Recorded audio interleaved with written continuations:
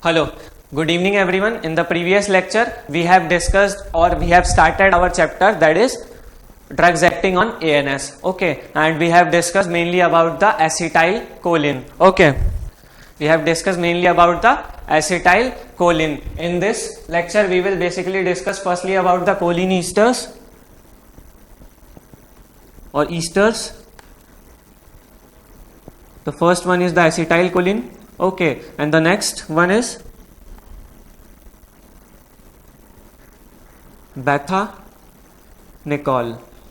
Okay, so in bethanechol, okay, ये जो B है इसमें ये बेसिकली क्या बताता है कि इसका जो एक्शन है वो selective, okay, selective muscarinic action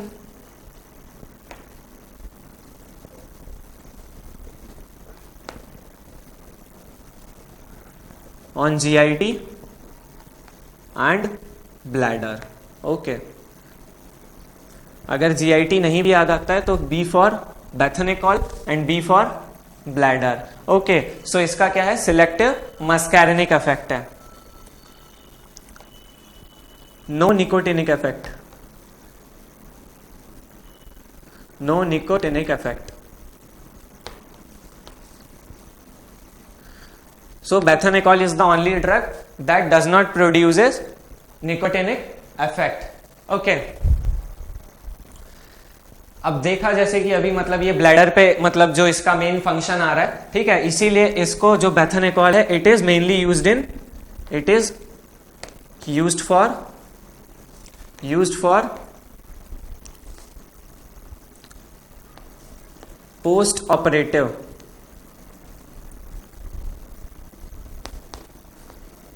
urinary retention. जैसे कि हमने पहले एसिटाइलकोलिन का डिस्कस किया था कि जो उसका इफेक्ट रहता है मस्कैरिनिक इफेक्ट रहता है, जिसकी वजह से वो यूरिनेशन इंक्रीज कर देता है by contracting the detrusor muscle and increasing the sphincter और relaxing the sphincter. So bethanechol is also having similar effect like the acetylcholine, muscarinic effect basically. So it is used in post operative urinary retention and paralyticus ileus. Okay, so selective muscarinic action है, ठीक है, nicotinic effect नहीं है, no nicotinic effect. Post operative urinary retention में basically इसको use कर रहे हैं. क्यों? क्योंकि ब्लैडर पे सिलेक्टिव इफेक्ट है bethanechol का, और इसके जो भी इफेक्ट्स हैं, जितने भी मस्कैरिनिक इफेक्ट्स रहते हैं, that is antagonized by atropine. ठीक है,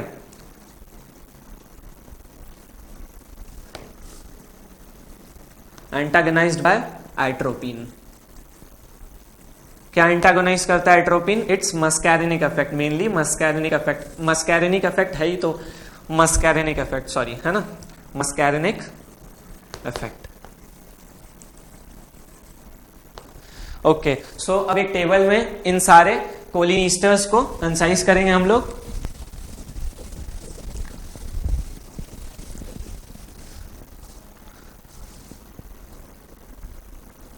Colin esters, hydrolysis,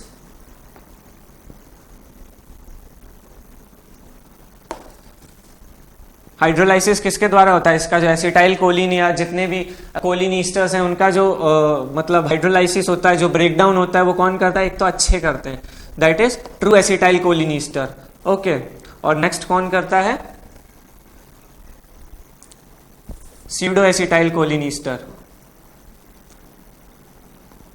pseudo acetylcholine esterase. ठीक है, तो ये हो गया हाइड्रोलाइसिस. अब एक्शन की बात करें, एक्शन में बेसिकली मस्कैरिनिक इफेक्ट और निकोटिनिक इफेक्ट को डिस्टिंग्विश करेंगे हम लोग. और lastly we will discuss about the selective effect. Selective effect. So let's talk about firstly acetylcholine, methanechol और एसिटाइलकोलिन, ठीक है,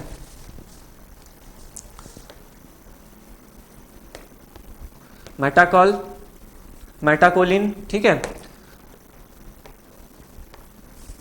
कार्बाकॉल और कार्बाकॉल, और finally we will have bethanechol, बेथानिकॉल।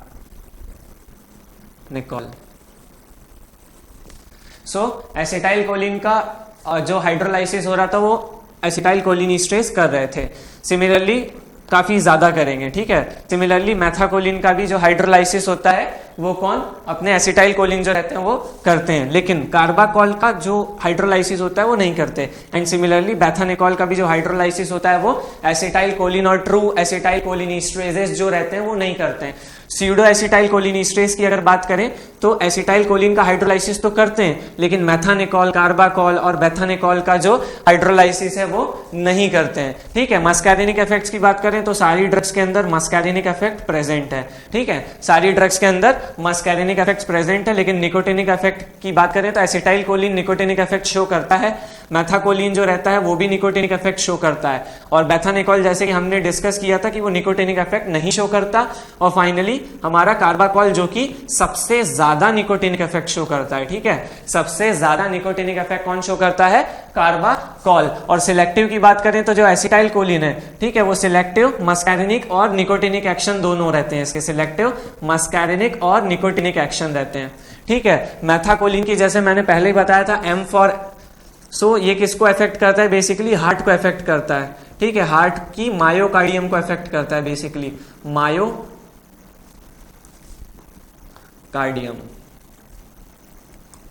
ठीक है, मायोकार्डियम से इसको याद कर सकते हैं, M for methacholine and N for myocardium. Bethanechol की बात करें तो bethanechol, B for bethanechol, B for bladder, okay.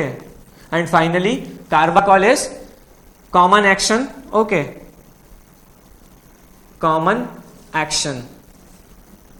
Common action में क्या क्या रहता है, both nicotinic and muscarinic effects, both nicotinic and muscarinic effect. So ये कंसाइज कर लिया, और कोलिन ईस्टर्स हमारे बेसिकली ये इतने ही सारे थे। अब हम लोग जो जिस टॉपिक पे मूव कर रहे हैं वो कोलिनोमाइमेटिक एल्कलॉइड्स पे मूव करेंगे। नेक्स्ट जो थे हमारे map, that is muscarine, arecoline और pilocarpine, okay.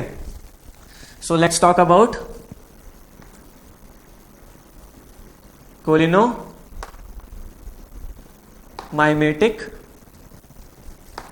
Alkaloid.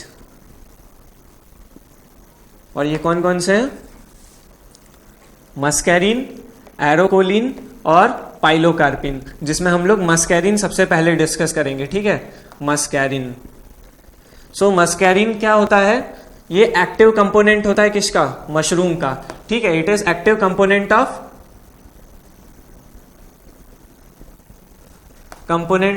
Mushroom, active component of mushroom.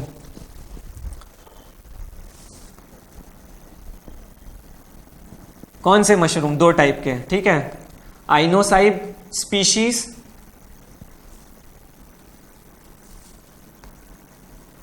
और नेक्स्ट अमानिटा,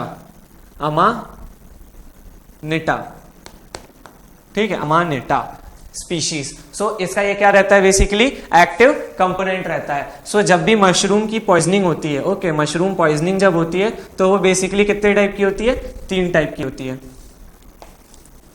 एक तो रैपिड ऑनसेट टाइप की होती है, रैपिड ऑनसेट, एक जो होती है वो हेलुसिनोजन टाइप होती है,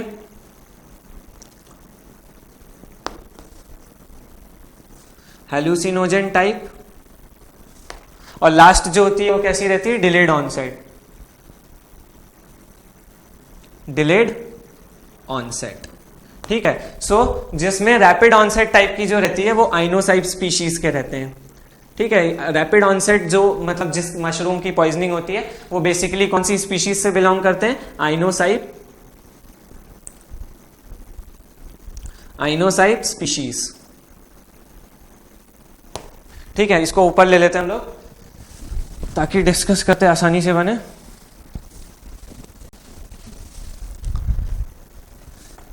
मशरूम पॉइजनिंग कितने टाइप की हो रही है, 3 टाइप की, एक तो rapid onset type,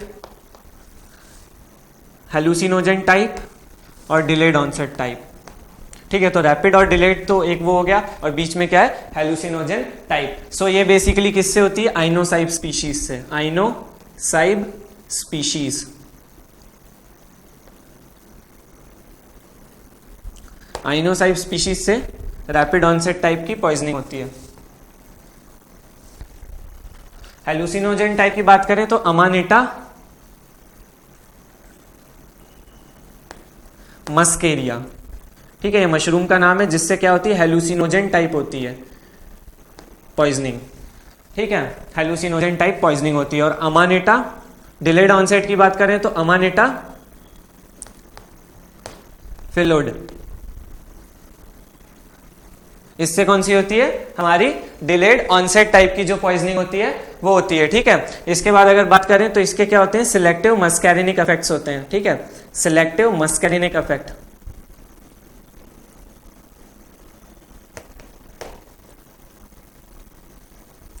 selective muscarinic action जो रहते हैं वो क्या रहते हैं, बेसिकली स्वेटिंग होगी, नॉजिया होगा, वॉमिटिंग होगी, डायरिया होगा, ठीक है, तो ये सारे जो होते हैं वो ब्रोंको कॉन्स्ट्रिक्शन होगा, ब्रोंकोस्पाज्म भी कह सकते हैं उसको। तो सिलेक्टिव मस्कैरिनिक इफेक्ट से सिलेक्टिव मस्कैरिनिक इफेक्ट रहते हैं, ठीक है। और इसके लिए जो हम लोग मतलब जो एंटीडोट जो रहता है इसका, एंटीडोट, सो आइट्रोपिन इज एडमिनिस्टर्ड, आइट्रोपिन जो रहता है वो इसके मस्कैरिनिक इफेक्ट्स को क्या करता है, बेसिकली टैकल कर लेता है, ठीक है। अब जो अमानिटा मस्केरिया की हम लोग बात कर रहे हैं, सो ये हेलुसिनोजन टाइप है, तो कहां इफेक्ट करेगा, बेसिकली इसके सेंट्रल इफेक्ट्स होंगे, कैसे, सेंट्रल इफेक्ट्स होंगे इसके। और ये बेसिकली इसका जो इसमें एट्रोपिन जो रहता है, पहले में हम लोग एट्रोपिन तो ले रहे हैं, लेकिन दूसरे में जो हेलुसिनोजन टाइप है उसमें जो एट्रोपिन है वो 3 स्टार पॉइंट आ रहा है हमारा एक, कि एट्रोपिन जो है वो कॉन्ट्रा इंडिकेटेड रहता है। कॉन्ट्रा इंडिकेटेड क्या रहता है, एट्रोपिन, ठीक है। सो जो एट्रोपिन रहता है वो कॉन्ट्रा इंडिकेटेड रहता है। और जो लास्ट की बात है अमानिटा फिलोड, ठीक है, तो ये क्या करता है, किडनी और लिवर डैमेज, क्या करता है, किडनी एंड लिवर डैमेज।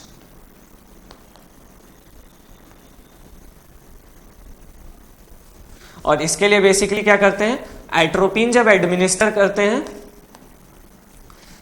तो ये क्या रहता है, रेजिस्टेंट रहता है एट्रोपिन से, ठीक है, it is resistant to atropine. और इसके लिए जो मतलब एंटीडोट देते हैं हम लोग, वो बेसिकली क्या देते हैं, thioctic acid, thioctic acid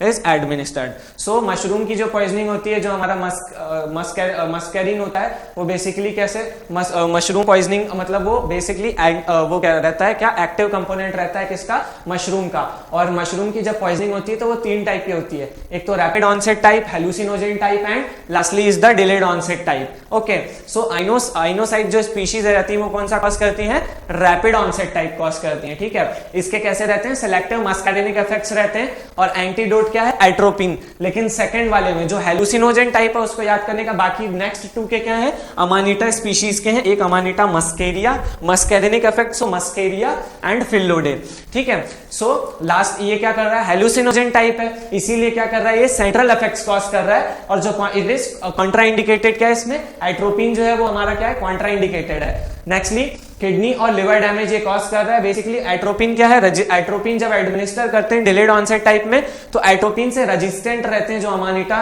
फिलोडे species से क्या होते हैं, मशरूम की जो पॉइजनिंग होती है, इसीलिए क्या देते हैं हम लोग, थायोक्टिक एसिड देते हैं, ठीक है। सो ये हो गया हमारा मस्कैरिन। अब जो नेक्स्ट हम लोग डिस्कस करने वाले हैं वो कौन सा है, हमारा एरोकोलिन। ओके,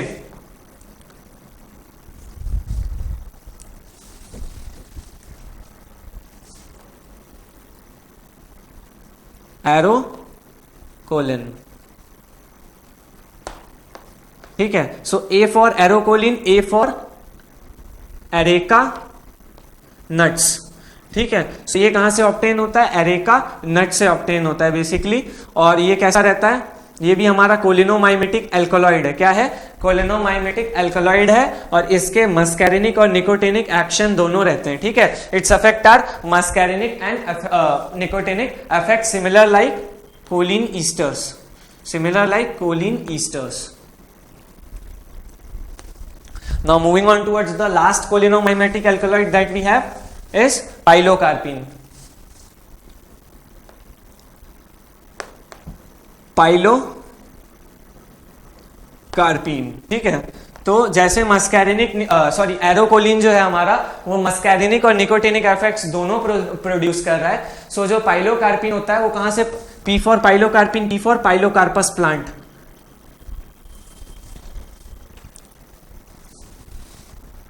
ठीक है, पाइलोकार्पस प्लांट से ऑब्टेन करते हैं हम लोग पाइलोकार्पीन, ठीक है। इसके मस्कैरिनिक और निकोटिनिक इफेक्ट्स दोनों रहते हैं, ठीक है। मस्कैरिनिक और निकोटिनिक इफेक्ट्स की बात करें तो कैसे कैसे रहते हैं इसके, मस्कैरिनिक और निकोटिनिक इफेक्ट्स रहते हैं, लेकिन जो निकोटिनिक इफेक्ट रहता है वो लेस डोमिनेंट रहता है और मस्कैरिनिक इफेक्ट जो रहता है वो मोर डोमिनेंट रहता है। इसीलिए ये बेसिकली क्या करता है, it increases the secretory activity, ठीक है, it increases the secretory activity.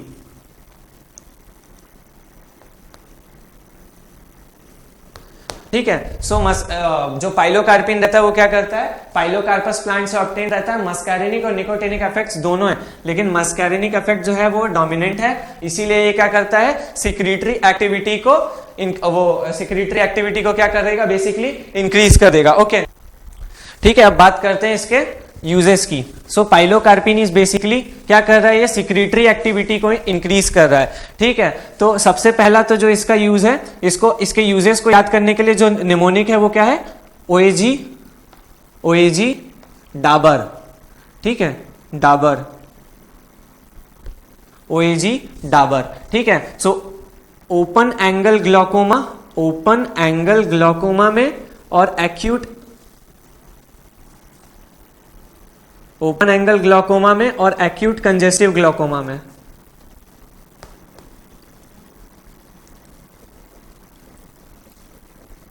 ठीक है, इसका यूज करते हैं। ओपन एंगल ग्लूकोमा में और एक्यूट कंजेस्टिव ग्लूकोमा में कौन यूज हो रहा है, पाइलोकार्पिन यूज हो रहा है। सो इसका बेसिकली फंक्शन क्या रहता है, हम लोग 0.52, ठीक है, तो 0.5 to 4% टॉपिकल एडमिनिस्ट्रेशन करते हैं, ठीक है, टॉपिकल एडमिनिस्ट्रेशन करते हैं। इसके जो इफेक्ट्स रहते हैं वो बेसिकली कैसे रहते हैं, सिमिलर रहते हैं, किसके जैसे, एसिटाइल कोलिन के जैसे क्या रहते हैं, इसके इफेक्ट्स जो रहते हैं वो सिमिलर रहते हैं, ठीक है। सो निमोनिक हमारा पहली बात तो क्या है, ओएजी डाबर, ठीक है। सो 0.5 to 4% टॉपिकल एडमिनिस्ट्रेशन करते हैं, ठीक है। एसिटाइल कोलिन के जैसे सिमिलर इफेक्ट्स रहते हैं इसके, और कैसा रहता है, ये शॉर्ट ड्यूरेशन रहता है, ठीक है, शॉर्ट ड्यूरेशन ऑफ एक्शन रहता है इसका, शॉर्ट ड्यूरेशन ऑफ एक्शन। इसीलिए हमने जैसे ऑक्यूसर्ट्स पढ़े थे कि वो स्लो रिलीज में हेल्प करते हैं हमको स्पेशल रूट्स ऑफ एडमिनिस्ट्रेशन में, जो हमारे टॉपिक में हमने डिस्कस किया था। सो इसको हम लोग क्या करते हैं, पाइलोकार्पिन ऑक्यूसर्ट एडमिनिस्टर करते हैं फॉर लॉन्ग ड्यूरेशन और लॉन्ग लास्टिंग इफेक्ट के लिए, ठीक है। सो पाइलोकार्पिन ऑक्यूसर्ट, ठीक है, पाइलोकार्पिन ऑक्यूसर्ट जो रहता है वो स्लो रिलीज कराता है ड्रग का, और तो क्या होता है उसकी वजह से ये जो शॉर्ट ड्यूरेशन वाली प्रॉब्लम थी इसको हम लोग ओवरकम कर लेते हैं, ठीक है। सो नेक्स्ट जो इसका फंक्शन है,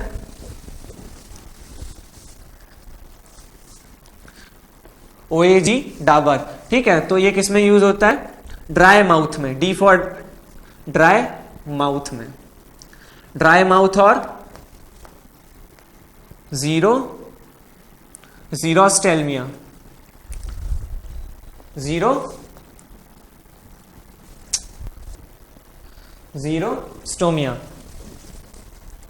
जीरोस्टेमिया, ठीक है। सो इसमें क्या रहता है कि जो सलाइवा का सिक्रीशन रहता है वो बहुत कम रहता है, तो पाइलोकार्पिन का बेसिकली क्या काम था, सिक्रीटरी एक्टिविटी को इंक्रीज करना। तो सिमिलरली ये क्या करता है, इंक्रीज कर देता है secretion of saliva, increase the secretion of saliva. अब क्या रहता है कि जो नेक्स्ट इसका फंक्शन है, सो वो क्या करता है, break down adhesion between iris and lens, ठीक है। सो क्या होता है कि आइरिस और लेंस के बीच में एडहेशन हो जाता है, तो इसके लिए माइड्रियाटिक्स तो देते हैं हम लोग और मायोटिक्स भी देते हैं, ठीक है। सो मायोटिक्स कॉन्ट्रैक्ट करेंगे उसको, और माइड्रियाटिक्स जो रहते मायोटिक्स कॉन्ट्रैक्ट करेंगे, माइड्रियाटिक्स रिलैक्स करेंगे। सो आइरिस और लेंस के बीच का जो एडहेशन रहता है उसको ब्रेक कर देता है, ठीक है। So pilocarpine is administered along with mydriatics, ठीक है, पाइलोकार्पिन प्लस माइड्रियाटिक्स, ठीक है, पाइलोकार्पिन विथ माइड्रियाटिक्स, ठीक है। और जो last function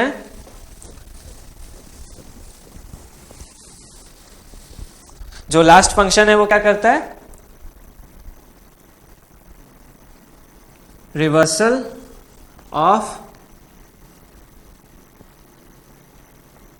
pupillary dilation.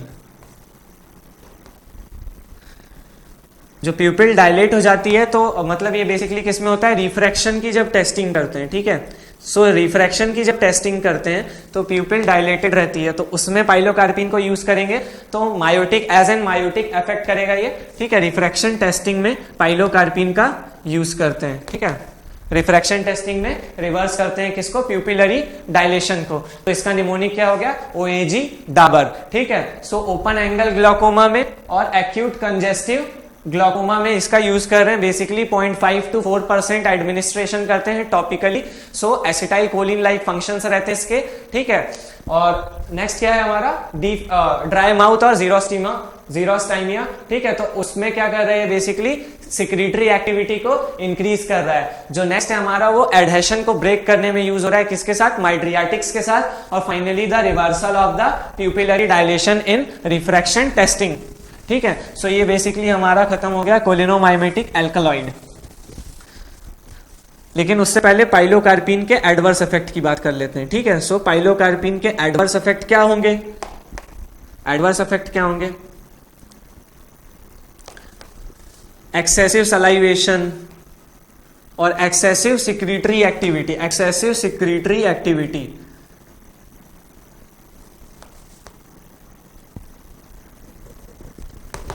That is excessive secretory activity में क्या आ जाएगा, इंक्रीज्ड स्वेटिंग,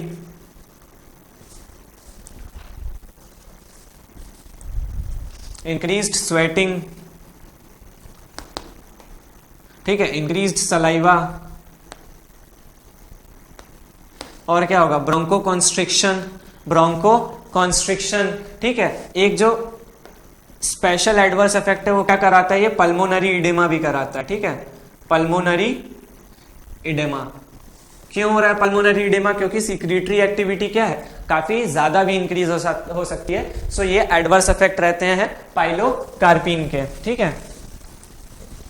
तो ये तो डायरेक्टली एक्टिंग हो गए। अब इनडायरेक्टली एक्टिंग की बात करें तो इनडायरेक्टली एक्टिंग में हमारे पास कौन से थे, एंटीकोलिनिस्ट्रेजेस,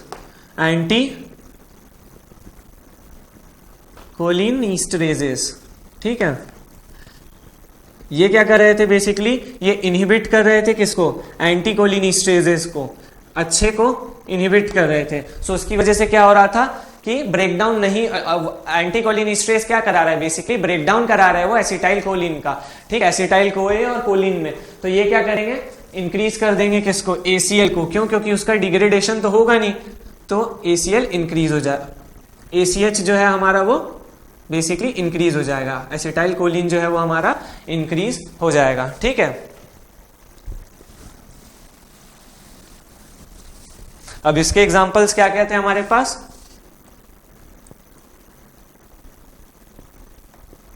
नियोस्टिग्मीन, फाइसोस्टिग्मीन,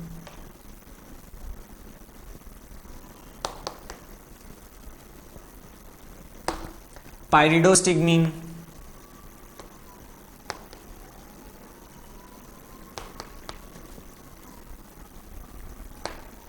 हाइड्रोफोनियम,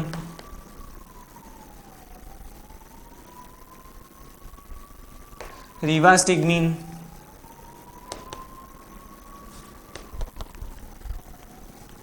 जितने भी मीन होते हैं वो किस में आ जाएंगे, एसिटाइल कोलिनिस्ट्रेजेस एसिटाइल कोलिनिस्ट्रेज इनहिबिटर में। और ये कैसे हैं बेसिकली, ये रिवर्सिबल टाइप के हैं। ये रिवर्सिबल में हम लोग कौन से देखेंगे, एक तो ऑर्गेनोफॉस्फेट्स आते हैं और कार्बामेट्स आते हैं, ठीक है। सो रिवास्टिग्मीन, एड्रोफोनियम, डोनेपेजिल, ठीक है। तो ये सारे एग्जांपल हो गए इसके। अब इसमें जो हम लोग बेसिकली देखेंगे वो कौन सा देखेंगे, एक तो नियोस्टिग्मीन। सबसे पहले नियोस्टिग्मीन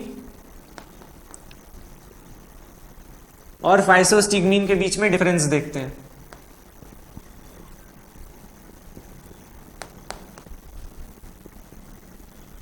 नियोस्टिग्मीन और फाइसोस्टिग्मीन के बीच में डिफरेंस देखेंगे। सो जो नियोस्टिग्मीन रहता है, एन फॉर न्यू, ठीक है। सो न्यू मतलब न्यू ड्रग्स जितनी भी हैं वो कैसी थी, सिंथेटिक थी, ठीक है। और ये फाइसोस्टिग्मीन जो रहता है वो कैसा रहता है, नेचुरल रहता है।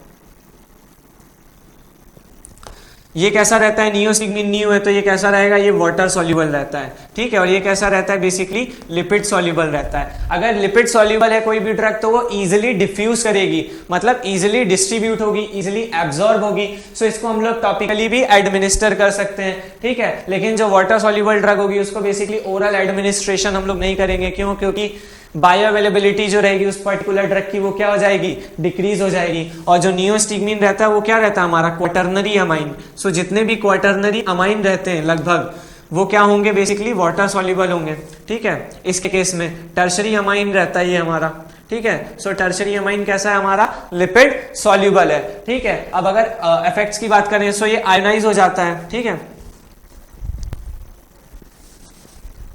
ये क्या होता है, आयोनाइज हो जाता है। और ये कैसा रहेगा, ये अनआयोनाइज्ड रहेगा। जैसे कि हमने पहले डिस्कस किया था कि लिपिड सॉल्युबल ड्रग कैसी रहती है, अनआयोनाइज्ड रहती है, इसीलिए वो क्या होगी, इजीली एब्जॉर्ब होगी, इजीली डिस्ट्रीब्यूट होगी, ठीक है। और इसके इफेक्ट्स की बात करें तो सबसे पहले अगर सीएनएस पे बात करें, ठीक है, सीएनएस की अगर बात कर रहे हैं तो सीएनएस में क्या होगा, सेंट्रल इफेक्ट्स नियोस्टिग्मीन के केस में हो पाएंगे क्या, नहीं। क्यों, क्योंकि ये वाटर सॉल्युबल है। तो जो ब्रेन है उसको उसके बैरियर को ये बेसिकली क्या करेगा, क्रॉस नहीं कर पाएगा। So no central effects are present in the neostigmine. But lipid soluble है तो क्या करेगा, ब्लड ब्रेन बैरियर को क्रॉस कर लेगा, ठीक है। मतलब इसके सेंट्रल इफेक्ट्स होंगे बेसिकली, ठीक है। अब जो नेक्स्ट इफेक्ट है वो किस पे है, जीआईटी पे, ठीक है। तो जीआईटी पे क्या होगा कि जो जीआईटी पे क्या होगा कि हम लोग इसका क्या करेंगे, ओरल एडमिनिस्ट्रेशन नहीं कर सकते हैं। क्यों, क्योंकि ये वाटर सॉल्युबल है। तो क्या होगी, ड्रग की बायो अवेलेबिलिटी कम हो जाएगी। क्यों, क्योंकि वो मतलब वाटर सॉल्युबल है, ठीक है। सो इसको हम लोग कैसे एडमिनिस्टर करेंगे, आईवी एडमिनिस्ट्रेशन करेंगे। सो जीआई में भी लेस इफेक्ट है इसके, लेकिन इसका इफेक्ट कैसा है, ज्यादा है, और इसको हम लोग ओरली एडमिनिस्टर कर सकते हैं, ठीक है। अब नेक्स्ट जो बात करते हैं वो आई की बात करते हैं, ठीक है। सो आई पे इफेक्ट अगर टॉपिकल एडमिनिस्ट्रेशन भी करते हैं, इसका हम लोग टॉपिकली एडमिनिस्टर करते हैं, ठीक है, तो ये क्या करेगा, क्रॉस कर लेगा, आसानी से डिस्ट्रीब्यूट और एब्जॉर्ब हो रहा है। तो टॉपिकल एडमिनिस्ट्रेशन क्या होगा, नियोस्टिग्मीन किसमें, और फाइसोस्टिग्मीन जो होगा वो क्या करेगा, इफेक्ट प्रोड्यूस करेगा। इसीलिए हम लोग इसको कौन सी कंडीशन में यूज करेंगे, ग्लूकोमा में यूज करेंगे। किसमें, ग्लूकोमा में यूज करेंगे, ठीक है। और आई पे जो इफेक्ट है वो उसका क्या होगा,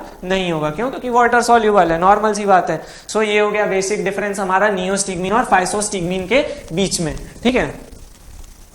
नियोस्टिग्मीन और फाइसोस्टिग्मीन के बीच का ये हमारा डिफरेंस हो गया। अब बात करते हैं फाइसोस्टिग्मीन की, पहले फाइसोस्टिग्मीन की,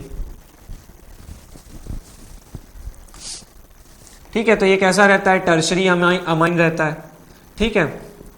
कैसा है ये, बेसिकली लिपिड सॉल्युबल है ना, क्या है, लिपिड सॉल्युबल है। सो ये क्या है, बेसिकली ये लिपिड सॉल्युबल है। तो लिपिड सॉल्युबल है तो ये क्या होगा, इसका पेनिट्रेशन जो होगा वो ज्यादा रहेगा, ठीक है। सो गुड पेनिट्रेशन, ठीक है। So good penetration is seen in case of what, lipid soluble drug that is physostigmine. इसीलिए इसको किस में यूज करते हैं हम लोग, एंगल क्लोजर ग्लूकोमा में, ठीक है, एंगल क्लोजर ग्लूकोमा में।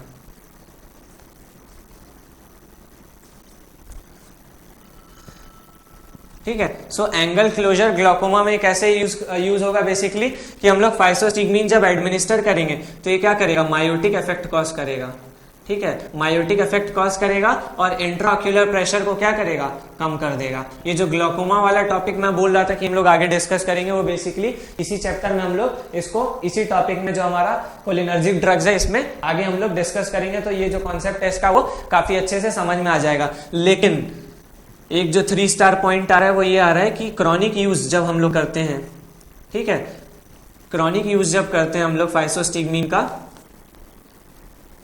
तो इसकी वजह से क्या होता है, प्रेसिपिटेशन ऑफ कैटरैक्ट, कैटरैक्ट की जो कंडीशन रहती है वो बढ़ जाती है। ठीक है, ठीक है, इसीलिए इसका क्रॉनिक यूज नहीं करना चाहिए। एक एंगल क्लोजर ग्लोकोमा हो गया हमारा, ठीक है। और जो इसका नेक्स्ट जो यूज है वो बेसिकली किसमें है, एट्रोपिन पॉइजनिंग में। ठीक है, एट्रोपिन पॉइजनिंग में, एट्रोपिन की जब पॉइजनिंग होगी, ठीक है,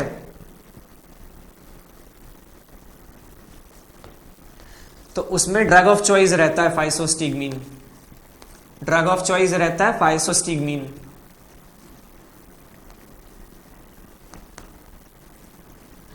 क्यों?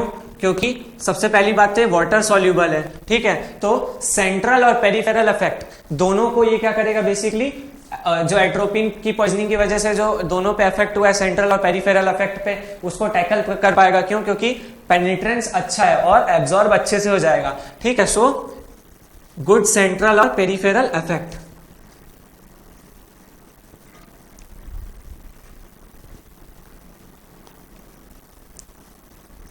इसीलिए क्या है, ड्रग ऑफ चॉइस है किसमें, एट्रोपिन पॉइजनिंग में। लेकिन जब हम लोग फाइसोस्टिग्मीन को एडमिनिस्टर करते हैं, ठीक है, तो क्या करेंगे, स्लो आईवी एडमिनिस्ट्रेशन। ठीक है, एस है तो स्लो आईवी एडमिनिस्ट्रेशन करेंगे, स्लो आईवी। ठीक है, ऐसा क्यों, स्लो आईवी क्यों एडमिनिस्टर करेंगे? क्यों? क्योंकि जब हम लोग इसको एडमिनिस्टर करते हैं तो जो भी हमारी कोलिनर्जिक ड्रग्स रहती हैं बेसिकली उनका मस्कैरिनिक इफेक्ट क्या कॉज करता है, ब्रेडीकार्डिया कॉज करता है। सो मतलब अगर हम लोग इसको एडमिनिस्टर करेंगे तो स्लो आईवी अगर हम लोग एडमिनिस्टर करेंगे तो जो नॉर्मल ब्रेडीकार्डिया होगा, थोड़ा सा जो लेस डिक्रीज होगा, वो हीमोस्टेसिस जैसे हमारा मैकेनिज्म कॉज कर मतलब वो करता है, मतलब बेसिकली फंक्शन करता है। तो इसको जब हम लोग एडमिनिस्टर करेंगे, अगर हमने फास्टली एडमिनिस्टर किया तो बहुत सडन डिक्रीज हो जाएगा हार्ट रेट का, तो वो हमको जब अवॉइड करना है तो उसके लिए हम लोग क्या करेंगे, इसका स्लो आईवी एडमिनिस्ट्रेशन करते हैं। क्यों? क्योंकि अगर इसलिए ताकि सडन ब्रेडीकार्डिया ना हो, ठीक है, sudden decrease in heart rate ना हो। ठीक है, तो ये हो गया हमारा फाइसोस्टिग्मीन। So when we talk about the neostigmine, ठीक है, सो नियोस्टिग्मीन की क्या बात करी थी हमने, क्वाटर्नरी अमाइन है। ठीक है, क्वाटर्नरी अमाइन है। ठीक है, ये कैसा होता है, बेसिकली वाटर सॉल्युबल होता है। इसका सिलेक्टिव एक्शन किस पे रहता है, सिलेक्टिव एक्शन किस पे होगा इसका,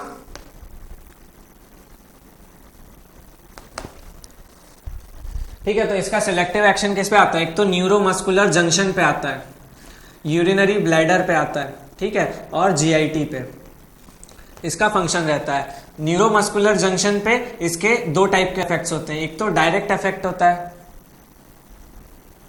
और एक इनडायरेक्ट इफेक्ट होता है। ठीक है, डायरेक्ट और इनडायरेक्ट में सेम डिफरेंस है, जैसा कि अभी हम लोग आगे हमने अपने क्लासिफिकेशन में जो पढ़ा था कि जो डायरेक्ट इफेक्ट रहता है तो उसमें क्या रहता है, बेसिकली ये स्टिमुलेट करता है किसको, एनएम रिसेप्टर को, न्यूरोमस्कुलर जंक्शन पे, तो एनएम रिसेप्टर को स्टिमुलेट करेगा। So it improves, increase muscle, ठीक है, इंक्रीज मसल पावर। ठीक है, increase muscle power in patients with myasthenia gravis.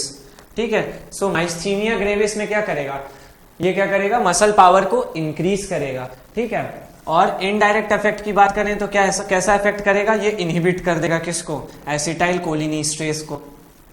जैसा कि acetyl cholinesterase anti cholinesterase inhibitor जो काम करते हैं बेसिकली, सो ये क्या करेगा, इनहिबिट कर देगा एसिटाइल कोलिनिस्ट्रेज को। इसकी वजह से क्या होगा, increased concentration of ACL, ACH acetyl choline, जिसकी वजह से क्या होगा, मस्कैरिनिक और निकोटिनिक इफेक्ट्स दोनों आएंगे। लेकिन हमको न्यूरोमस्कुलर जंक्शन पे जब फंक्शन कराना है तो बेसिकली कैसे इफेक्ट्स चाहिए, हमको निकोटिनिक इफेक्ट चाहिए, ठीक है। सो मस्कैरिनिक इफेक्ट को ब्लॉक करने के लिए हम लोग क्या करेंगे, इसमें एट्रोपिन एडमिनिस्टर कर देंगे, ठीक है। इसके साथ हम लोग एट्रोपिन एडमिनिस्टर करेंगे। सो इसीलिए बेसिकली क्या होता है कि नियोस्टिग्मीन को एट्रोपिन के साथ एडमिनिस्टर किया जाता है, एट्रोपिन के साथ एडमिनिस्टर किया जाता है, neostigmine plus atropine, by in order to suppress the muscarinic effect, ठीक है। क्यों, क्योंकि हमको सिर्फ निकोटिनिक इफेक्ट चाहिए, ठीक है। सो ये हो गया हमारा physostigmine. Now moving on towards the पाइरिडोस्टिग्मीन।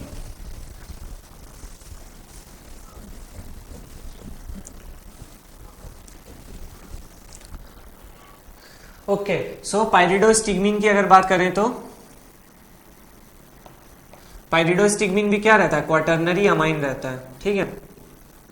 इसके जो फंक्शन रहते हैं वो सिमिलर रहते हैं किसके जैसे, नियोस्टिग्मीन के जैसे।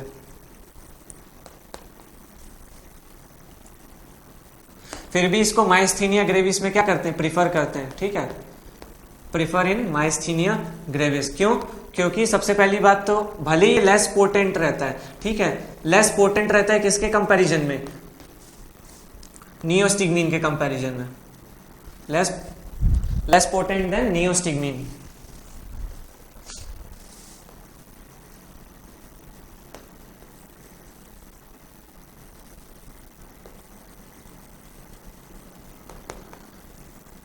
लेकिन जो इसको टॉलरेबल, मतलब ये बेटर टॉलरेबल रहता है ना, ठीक है, ये बेटर टॉलरेट हो जाता है, बेटर टॉलरेबल। और दूसरी बात क्या है, long duration of action, long duration of action than neostigmine, ठीक है। इसीलिए इसको क्या करते हैं, बेसिकली प्रेफर करते हैं, भले ही ये लेस पोटेंट रहता है, ठीक है। Though pyridostigmine is less potent but it is preferred in myasthenia gravis than the neostigmine. Why? Because it is better tolerable first and then long duration of action, so it is administered twice to achieve the effects.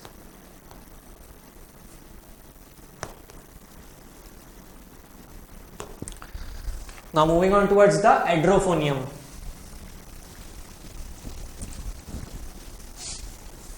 सो एड्रोफोनियम की अगर बात करते हैं तो एड्रोफोनियम कैसा रहता है, ये भी क्वाटर्नरी अमाइन रहता है और इसका आईवी एडमिनिस्ट्रेशन करते हैं, ठीक है, आईवी एडमिनिस्ट्रेशन करते हैं। एड्रोफोनियम का सडन ऑनसेट ऑफ एक्शन रहता है, इसका ऑनसेट जो रहता है वो कैसा रहता है, सडन रहता है, sudden onset of action.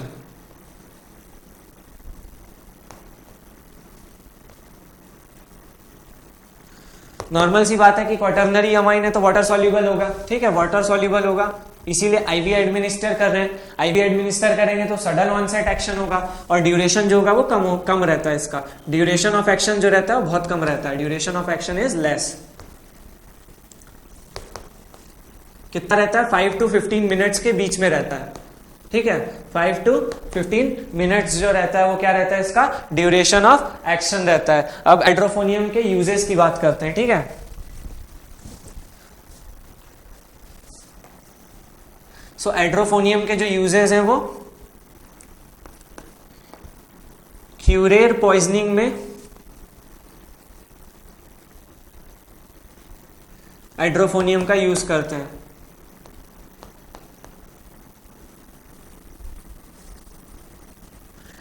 क्यूरेर poisoning basically जो मतलब एरो पॉइजन्स जो रहते हैं, एरो मतलब जो अपने तीर धनुष जो तीर रहते हैं उनके जो हेड पे पॉइजन जो लगते हैं उसका एंटागोनिस्ट रहता है कौन, एड्रोफोनियम, ठीक है। और जब हम लोग इसको बेसिकली किस में यूज करते हैं, इन ऑर्डर टू डायग्नोस, ठीक है। फर्स्ट फंक्शन ये हो गया क्यूरेर पॉइजनिंग, नेक्स्ट फंक्शन हो गया डायग्नोसिस ऑफ माइस्थेनिया ग्रेविस। अब ये कैसे डायग्नोसिस होता है इसमें, इसकी बात करते हैं।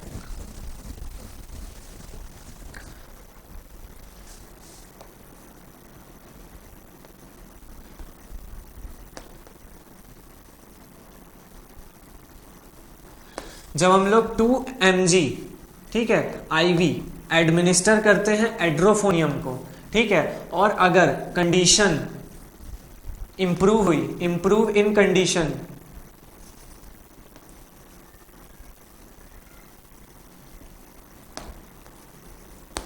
Improve in condition of patient, अगर पेशेंट की कंडीशन क्या हो रही है, इंप्रूव हो रही है after administering the 2 mg IV edrophonium, सो ये बेसिकली क्या शो करेगा कि जो पेशेंट को क्या था, मायस्थेनिया क्राइसिस था, मायस्थेनिया क्राइसिस था, ठीक है। और अगर पेशेंट की कंडीशन मतलब इंप्रूव्स इन 10 मिनट, ठीक है, इंप्रूव्स इन 10 मिनट और वर्सन इन 10 मिनट्स, अगर कंडीशन खराब हो रही है 10 मिनट में आफ्टर एडमिनिस्ट्रेशन ऑफ एड्रोफोनियम, तो इससे क्या होगा, बेसिकली ये शो करेगा कि कोलिनर्जिक क्राइसिस है, ठीक है, क्या है, कोलिनर्जिक क्राइसिस।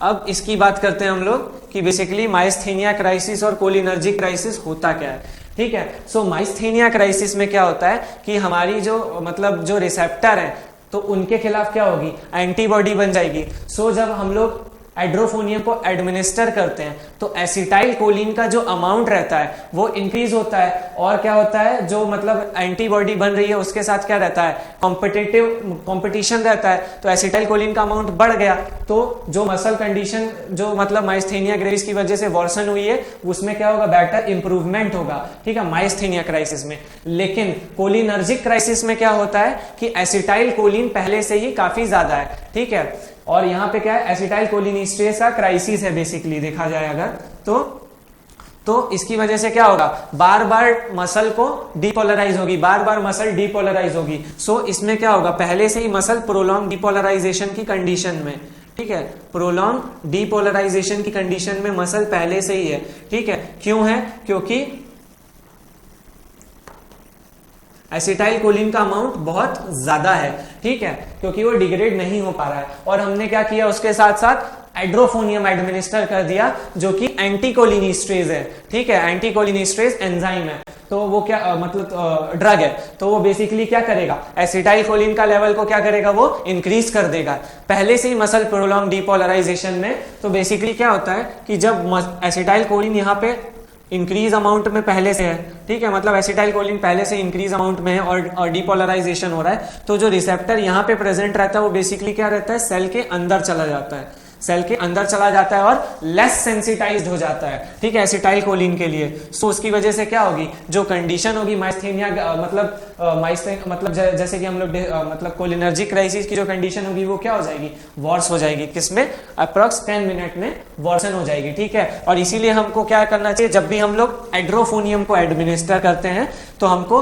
वेंटिलेटरी सपोर्ट जो रहता है पहले से प्रिपेयर करके रखना चाहिए। अब बात करते हैं एडवर्स इफेक्ट ऑफ एंटीकोलिनिस्ट्रेजेस, ठीक है, adverse effect of एंटीकोलिनिस्ट्रेज।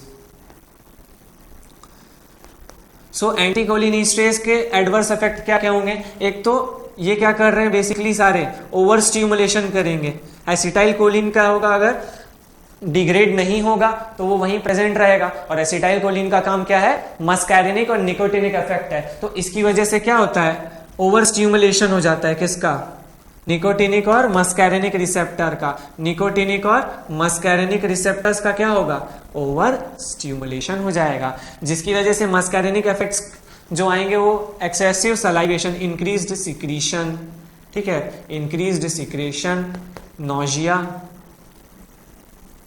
Vomiting, diarrhoea. जैसा कि मैंने पहले ही बताया था कि वॉमिटिंग, ठीक है, आप सारी ड्रग्स में यूज कर सकते हो लगभग, लेकिन पर्टिकुलरली एंटी एमेटिक ड्रग के अंदर और एंटी साइकोटिक ड्रग के अंदर वॉमिटिंग हम लोग नहीं मतलब एडवर्स इफेक्ट में लिखेंगे या मतलब मेंशन करेंगे। ऐसा क्यों, क्योंकि उन जो एंटी साइकोटिक रहती है उसके अंदर भी एंटी एमेटिक प्रॉपर्टी रहती है, अगेंस्ट मतलब वॉमिटिंग को कंट्रोल करती है वो ड्रग, तो उसमें से वॉमिटिंग नहीं आएगा, बाकी सारी ड्रग्स में लगभग हम लोग वॉमिटिंग को लिख सकते हैं, ठीक है। So increased secretion, nausea, vomiting, diarrhoea, ठीक है, ब्रोंको कॉन्स्ट्रिक्शन, ठीक है। और निकोटिनिक इफेक्ट्स की बात करें अगर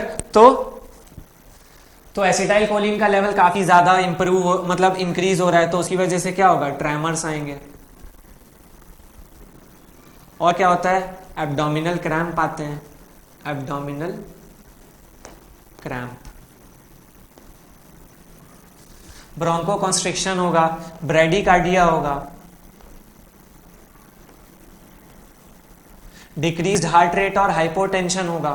ठीक है, क्यों हो रहा है ये सब, क्योंकि एसिटाइल कोलिन का लेवल काफी ज्यादा इंक्रीज हो रहा है। ठीक है, तो ये एंटीकोलिनेस्टरेजेस के क्या है, एडवर्स इफेक्ट है, because of over stimulation of the muscarinic और द निकोटिनिक इफेक्ट और निकोटिनिक रिसेप्टर्स। अब बात करेंगे यूजेस। ठीक है, यूजेस ऑफ एंटीकोलिनेस्टरेज।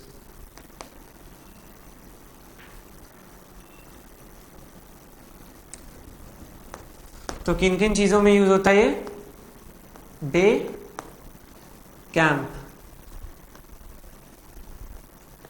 ठीक है, एट्रोपिन पॉइजनिंग में,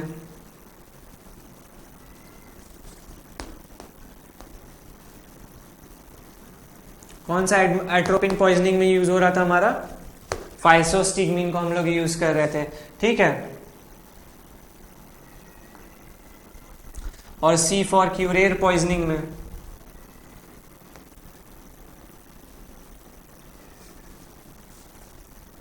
क्यूरेर पॉइजनिंग और कोबरा बाइट में भी यूज होता है।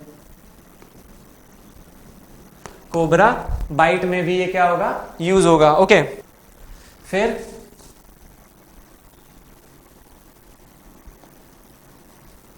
बेलाडोना पॉइजनिंग में।